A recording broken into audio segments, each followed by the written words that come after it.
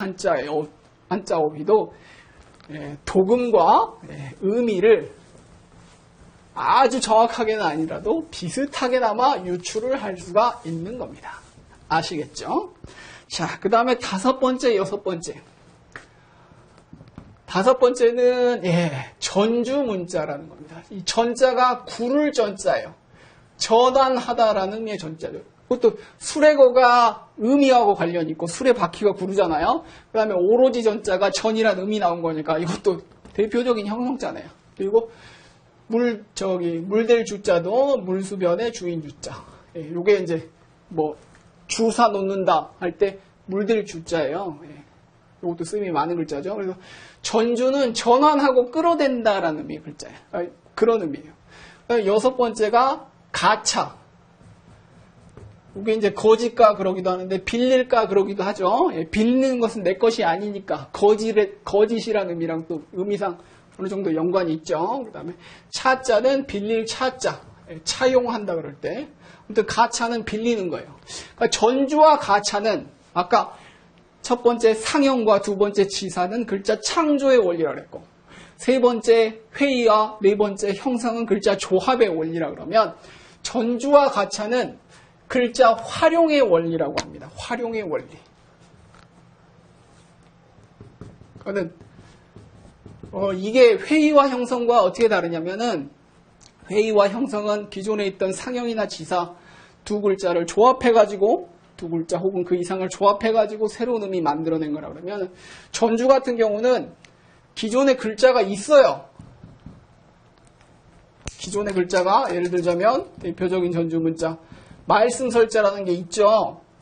이거를 무슨 변형을 하고 그러질 않고 다른 글자를 여기다 추가하거나 그러질 않고 이게 말승설이라는 대표 훈과 음을 갖는 글자인데 이거를 다른 의미와 다른 도금을 갖는 거기다가 다른 의미, 다른 음을 추가를 시킨 거예요. 이게 말승설도 되지만은 기쁠 열도 되거든요.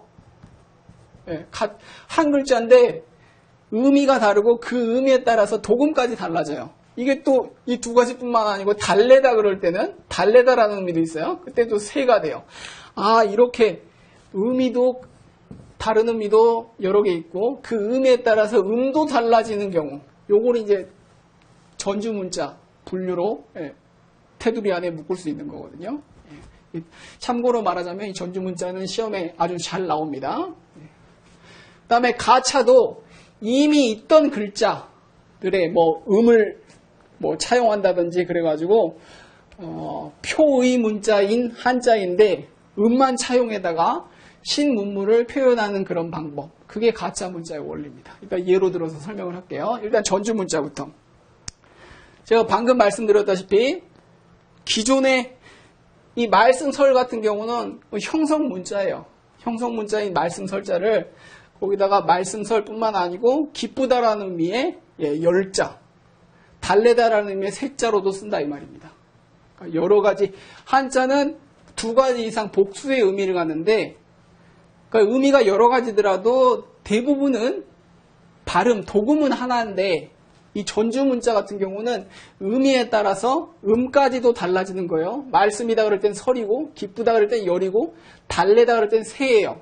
실제 용례를 보면 말씀설일 때는 설명이란 단어 그럴 때 말씀설 쓰고요.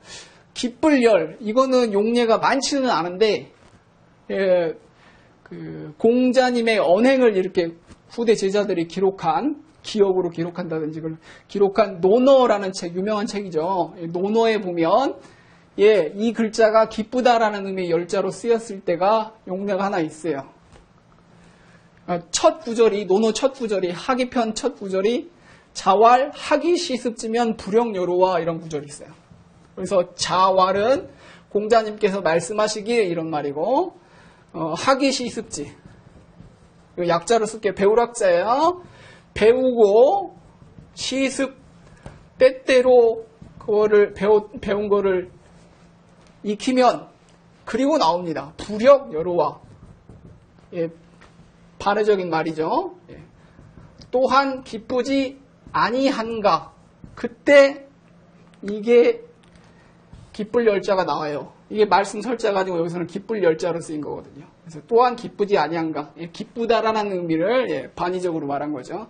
예, 원래 일반적으로 사용하는 기쁠 열자는 저 말씀원 자리에 마음심이 들어가서 이렇게 쓰는 게 기쁠 열자인데 기쁘다라는 의미일 때는 이거나 이거나 서로 통용을 해서 예, 같은 글자로 쓴다 이 말이죠. 예, 그래서 이게 기쁠 열이 되고요.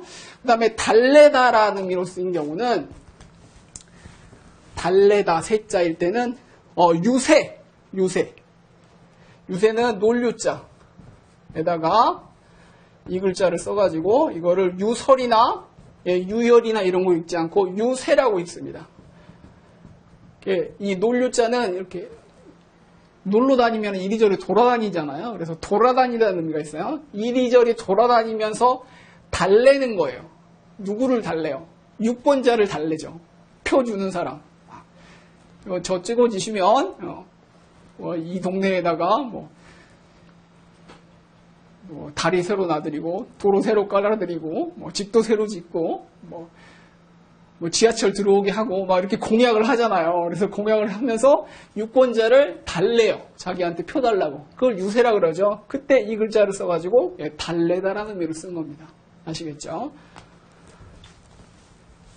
이뿐만 아니고 예, 시험에 잘 나오는 전주 문자들이 좀 있죠. 예를 들자면 또 예를 들어 볼게요. 시험에 잘 나오니까 이 글자는 여러분 잘 아시는 즐거울 낙자입니다. 즐거울 낙. 그런데 이게 음악이라 그럴 때도 이 글자를 써요. 음악, 풍악 그럴 때도. 그래서 음악이라 그럴 때는 예, 악이 됩니다. 악, 낙이 아니고. 그 다음에 이게 좋아하다라는 용례도 있어요. 이게 또 많지는 않지만 좋아하다 그럴 때는 또 요가 돼요. 그러니까 뜻에 따라서 예, 음이 달라지죠. 그죠? 뭐 즐거울 낙은 뭐 아주 용례가 많고 음악도 예, 음악 풍악할 때 이 글자를 쓰고 악이라고 있고 그 다음에 좋아하다라는 의미로 쓰였을 때는 용례가 이것도 논어에 보면 공자님께서 말씀하신 것 중에 요산요수라는 말이 있어요. 요산요수. 예, 인자는 요산하고 예, 지자는 요수 뭐 이런 말이 있어요.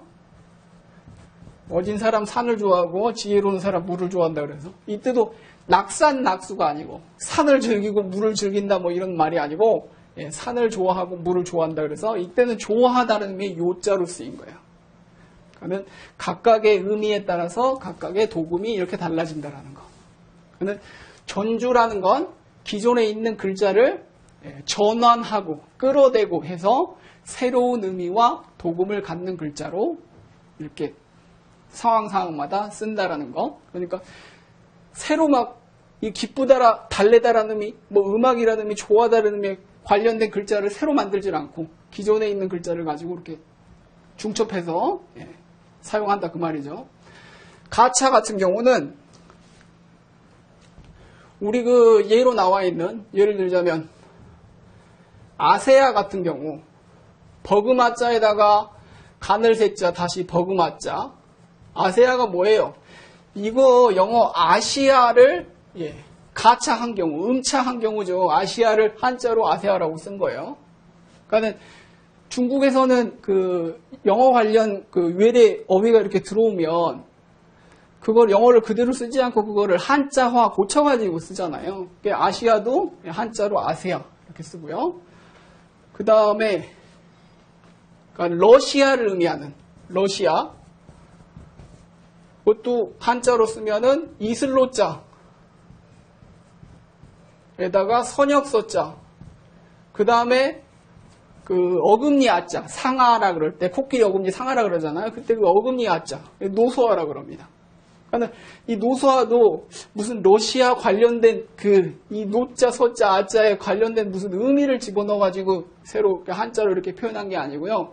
그러니까 이 러시아라는 이거를 저기 음만 차용에다가 이 러시아를 한자로 이렇게 표현한 거예요. 그 다음에 서바나라는 것도 있죠. 서바나. 선역서자에다가 나눌 반자. 마찬가지로 어금니 아자 쓰거든요. 이건 스페인.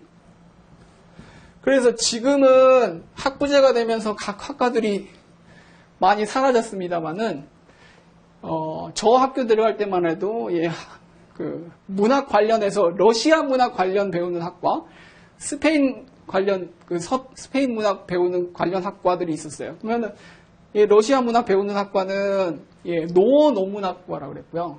노어 노문학 할 때 그 노가 노서와의 이 로자거든요. 그다음에 서서문학, 스페인 문학, 서서문학은 이 스페인 서바나라고 할 때 이 서자 말하는 거거든요. 이 러시아를 노서화라고도 하고요. 아라사라고도 해요, 사실. 아라사. 한자로 아라사. 이거는 뭐 참고로만 알아두세요.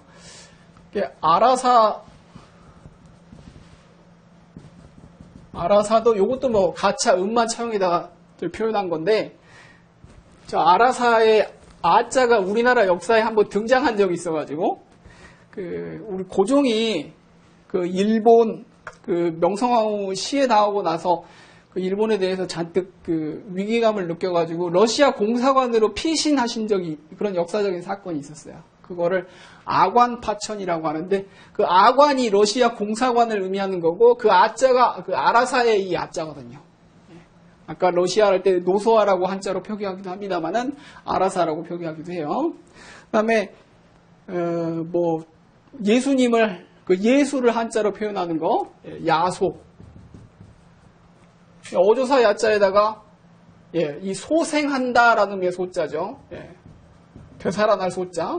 예수님 부활과 관련된 거니까 소자가 물론 이제 음을 차용해서 쓴 거긴 합니다만은 의미하고 전혀 관련이 없다고는 못하겠습니다만은 야소라고 이렇게 또 한자로 아무튼 쓰고요.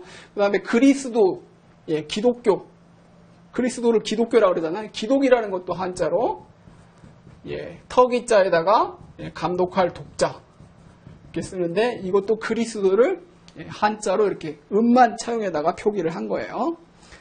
이런 식으로 글자의 본래 의미와는 별 관계없이 소리가 비슷한 글자를 빌려다가 새로 들어온 문물에 대해서 표현하는 원리. 이게 이제 가차인데 가차도 이런 식의 표현 원리가 있고요. 이것과는 좀 구분되게 기존의 한자가 있는데 기존의 의미를 쓰지 않고 전혀 다른 의미로 전환해서 쓰다 보니까 기존의 의미가 사라지고 기존의 의미를 대신하는 글자가 또 만들어지고 이런 경우가 있습니다. 예를 들어보면 이게 극이자죠.